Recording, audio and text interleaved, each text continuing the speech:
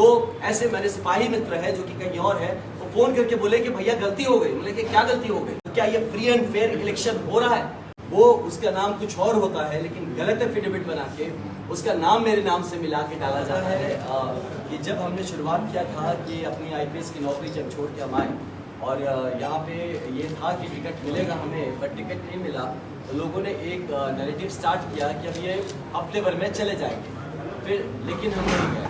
फिर नैरेटिव शुरू किया गया 15 दिन में चले जाएंगे, इनको ले जाया जाएगा, बट हम नहीं गए। फिर नैरेटिव शुरू किया गया कि इनके लिए कुछ आ रहा है, कहीं बुलावा आ रहा है, कोई आ रहा है लेके चले जाएगा, 30 तारीख होते होते चले जाएंगे, लेकिन हम नहीं गए। फिर नैरेटिव आया, आप देखिए नॉमिनेशन कौन कौन भरता है पहले, उसके बाद बात की जाएगा। तो ये नॉमिनेशन तो पहले भरे, वो नहीं भरेंगे नॉमिनेशन, लेकिन हमने नॉमिनेशन भरा। फिर हुआ कि इनका नॉमिनेशन कैंसिल कर दिया जाएगा, कैंसिल हो जाएगा, ये नैरेटिव चालू किया गया, लेकिन वो भी नहीं हुआ, हमारा नॉमिनेशन एक्सेप्ट हुआ। फिर उसके बाद फिर नया नैरेटिव शुरू किया गया है कि अभी देखते रहिए, धीरे धीरे किसी एक पक्षधार हो जाएंगे, कुछ और बातें करेंगे।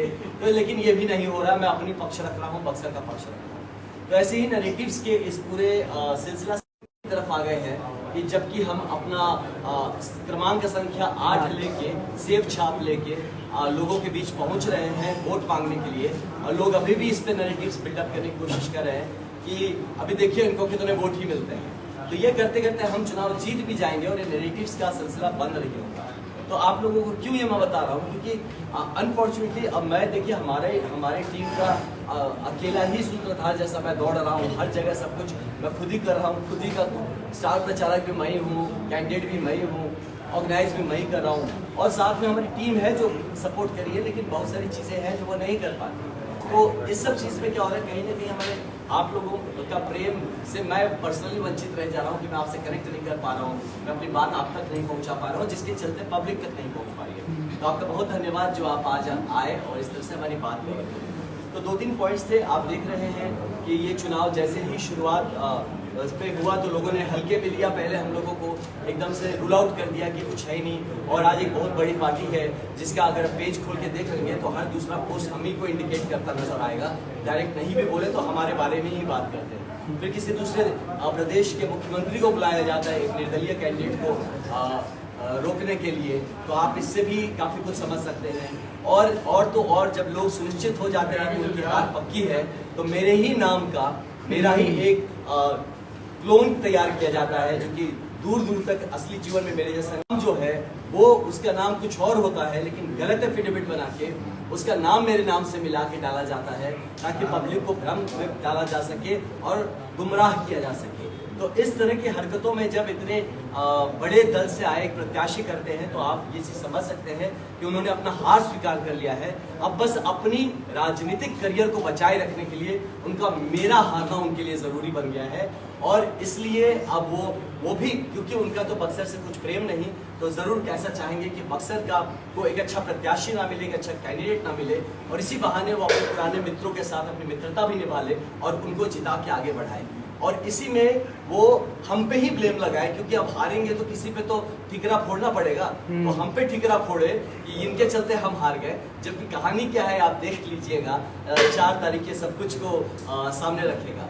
तो इन सब बातों के बीच में मैं आपको ये भी कहना, आज हम अपना एक एजेंडा पॉइंट भी है जो हम आपके सामने रखेंगे कि हमारा विकसित बक्सर और हमारा संकल्प क्या है, जो कि मैं डे 1 से कहता हूँ कि हमारा यहाँ पे आना सिर्फ एकमात्र मकसद लेके आए हैं कि हमारे क्षेत्र का विकास हो यहाँ पे ऐसे। और जबकि मैं आपको बताऊँ, आपने देखा होगा टिकट नहीं मिलने के बाद भी हमारा एक होली मिलन समारोह था, उसके जस्ट नेक्स्ट दिन था। तो उस दिन हमने कहा भी था कि हम हफ्ता 10 दिन देखते, फिर हम आपको बताएंगे क्या करना है। हमने तब तक वेट किया कि देखते हैं क्या होता है, लेकिन उसके बाद भी जब कुछ समझ नहीं आया, और ये समझ में आया कि जिसको भेजा गया है वो अपने घर में एक विधानसभा सीट को वो दावा ठोक रहे हैं। तो ये सब देखा, प्लस बाकी सब चीजें जब आप देखते हैं तो उसमें समझ में आता है कि ये मेरी मिट्टी, मेरा देश, मेरी धरती, मेरे लोग, मेरे अपने लोग हैं जिनके लिए मैं अपना सब कुछ सर्वस्व त्याग करके आया हूँ। क्या मैं ऐसे लोगों के हाथ में इसको जाने दूं? हर पक्ष की बात कर रहा हूँ, एक दल की बात नहीं कर रहा जिसे मैं चाहता, बाकी दलों की भी बात कर रहा हूँ। क्या मैं ऐसे लोगों के हाथ ये जाने दूं जिससे मुझे पता है कि वो हमारी धरती के लिए, हमारे क्षेत्र और हमारे लोगों के लिए वो कल्याण भाव से नहीं काम करेंगे, वो वहाँ का बस नेता बनना चाहते हैं, नेतृत्व नहीं करना चाहते। इसलिए हमारा तटस्थ होकर काम करना जरूरी। आपको पता होगा कि हमने जमीन पे काफी मेहनत किया, हम गांव-गांव पहुंच रहे हैं, गली गली जा रहे हैं, दरवाजे जा रहे हैं। यहाँ तक कि कुछ लोगों ने गांव में ये भी पूछ लिया कि बेटा क्या आप मुखिया का चुनाव लड़ रहे हो जो दरवाजे पहुंच रहे हो। तो इस सिलसिले में बहुत सारे ऐसे भी गांव हैं जो हमसे अभी तक छूट गए हैं। तो मैं लेकिन उनसे भी ये प्रॉमिस किया हूँ कि मैं 4 तारीख के बाद सबसे पहले उन गाँव को कवर करूंगा जहाँ तक हम पहुँच नहीं पाए। लेकिन अभी हम कल से एक सिलसिलेवार तरीके से 6 विधानसभा में हम जा रहे हैं, मास रैली करते हुए जाएंगे और जितने भी बड़े जगह है जहां भी अपनी बात को रखने की कोशिश करेंगे और लोगों तक पहुंचने की कोशिश करेंगे। जमीनी हकीकत आज के दिन में ये है, अगर आप कोई भी जाके एक सही तरीके से जानने की कोशिश करें तो हम लोग जीत रहे हैं चुनाव इस बार। और हम लोग जीत रहे कहने का मतलब तो ये बक्सर की जनता चुनाव जीत रही है। और जो लोग बक्सर की जनता, जो युवा हमारे साथ है, उन लोगों को कुछ लोग कहते हैं कि ये लफुआ है जो हमारे साथ है और उसी लफुआ का वोट भी मांगते हैं, उसे लफुआ कहते हैं और ये नहीं समझते कि ये लफुआ को लफुआ किसने बनाया, 10 साल से कौन राज कर रहा था। तो इस बात का उनके पास जवाब नहीं और उन्हीं लफुआ के माँ बाप से भी वोट मांगते हैं। तो एक ऐसे सिचुएशन में हम आ गए जहाँ पे इस जमीन की अस्मिता की लड़ाई है, हमारे सम्मान और आत्मसम्मान की लड़ाई है। ये युवा जिसके लिए मैं एक सफलता का रास्ता देख के आया, मैं जहाँ पे खुद एक सफल व्यक्ति रहा हूँ अपने जीवन में, मैं वहां से अपनी जगह को छोड़ के आया हूँ ये सोच के कि मैं इस सफलता की कुंजी को अपने भाइयों में, अपने बहनों में बांटूंगा और आगे बढ़ाऊंगा। वहीं लोग जो अपने जीवन में असफल रहे हैं हमेशा, वो दावा ठोक रहे हैं कि वो नेतृत्व करेंगे। असफल लोग हमारे लोगों को असफल बनाने के नेतृत्व करने के लिए आए हैं और ये बरगलाया जा रहा है लोगों को कि आप हम आनंद मिश्रा को वोट देंगे तो राजद जीत जाएगा। मतलब उन्होंने लगता है ईवीएम में कुछ गड़बड़ किया है क्या कि जब आप आनंद मिश्रा को वोट देंगे तो आनंद मिश्रा जीतेगा, राजद कैसे जीतेगा। तो ये बात लोगों में भ्रम फैलाने की कोशिश की जाती है, युवाओं को बरगलाने की कोशिश की जाती है। युवाओं को समझते हैं कि ये 100 रुपए दे देंगे, उनको टी शर्ट पहना देंगे, गमछा दे देंगे तो युवा उनके चक्कर में बरगला जाएंगे। ये नहीं समझते कि हर बार जब इलेक्शन आता है, हर बार जब चुनाव आता है, बड़े बड़े लोग आते हैं, बड़े बड़े वादे करते हैं। कई लोग आए करके गए, अभी और कई लोग आएंगे जो ऐसे बड़े बड़े वादे करते हैं। उनके ही पुराने वीडियोस हैं जिसमें वो लोग कहते नजर आएंगे कि हर चुनाव में पॉलिटिकल पार्टीज आके ऐसी बात करती है और वही लोग आके यहाँ पे चुनाव के टाइम पे ऐसी बातें करेंगे। तो पिछले उनसे ये भी पूछने की जरूरत होगी कि पिछले 10 साल से तो आप यही थे, तो आपने क्या किया इन 10 सालों में। हमेशा चुनाव के वक्त क्यों आप आके प्रोमिस करते हैं कि अब अगला 5 साल मैं ठीक कर दूंगा। तो इस तरह से ना बरगलाएं। और अंतिम बात करके मैं आपके क्वेश्चन सुनूंगा कि ये जैसे बचपन में आपने कहानियां सुनी होंगी ना कि लोगों को डराते थे बच्चों को कि बुढ़िया माई पकड़ के ले जाएगी, बाबा झोला में भर के लेके जाएंगे। वैसे ही आज यहाँ की जनता को और यहाँ के वोटर्स को डराया जा रहा है कि अगर आप हमको वोट नहीं देंगे तो वो आपको लिए बुरा कर देगा, वो आपके लिए गुंडा राज ले आएगा, जंगल राज ले आएगा। अरे भाई साहब, मैं एस्टैब्लिश पुलिस ऑफिसर रहा हूँ, मुझे आने तो दीजिए, मैं देखता हूँ मेरे रहते कौन यहाँ जंगल राज और गुंडा राज लाता है। मुझसे बेहतर सेफ्टी सिक्योरिटी कौन दे सकता है बक्सर के लिए। मुझसे बेहतर कौन वो आदमी होगा जो विकास के लिए एक एजेंडा खड़ा करके और उस पर एग्जीक्यूट करने की भी एबिलिटी रखता होगा। ऐसा कौन प्रत्याशी आज के दिन में है जो लोगों के साथ जमीन पे जाके मिलता है, जमीन पे उनके साथ जुड़ता है और उनकी जमीनी हकीकत को अपनी हकीकत मान के उसके लिए काम करने को तैयार है। कौन सा ऐसा प्रत्याशी है जिसे खुद कुछ नहीं चाहिए, वो अपना सब छोड़ के आया है अपने लोगों के बीच में काम करने के लिए। ऐसे प्रत्याशी को डराने की कोशिश, धमकाने की कोशिश, लोगों को बरगलाने की कोशिश कि आपको उठा के लेके जाएंगे, है ना, और आप लफुआ लोगों के साथ घूम रहे हैं और लोग मतलब आप इनको वोट देंगे तो कोई और जीत जाएगा। तो मुझे लगता है ये सरासर ही ये एक गुमराह करने का पॉलिटिक्स है।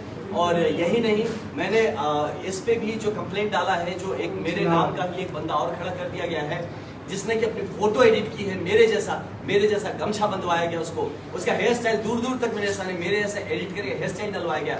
मैं मुस्कुराता हूँ तो उसको हंसा के फोटो खींचा गया है। जिस फोटो को आप देखेंगे सामने उन भाई साहब को हंसवा के देख लीजिए, वो शायद हंसना भी ना चाहे।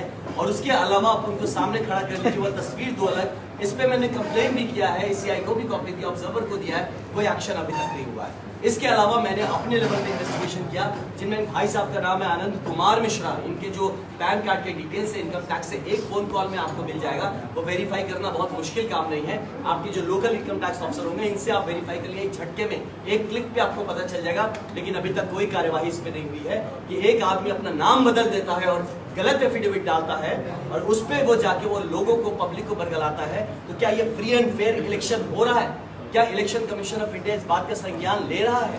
तो ये चीज देखने की बात है। मैं आपको बताऊं, मेरे पास 2 ऐसे मेरे सिपाही मित्र है जो कि कहीं और है, वो वो फोन करके बोले कि भैया गलती हो गई। बोले कि क्या गलती हो गई?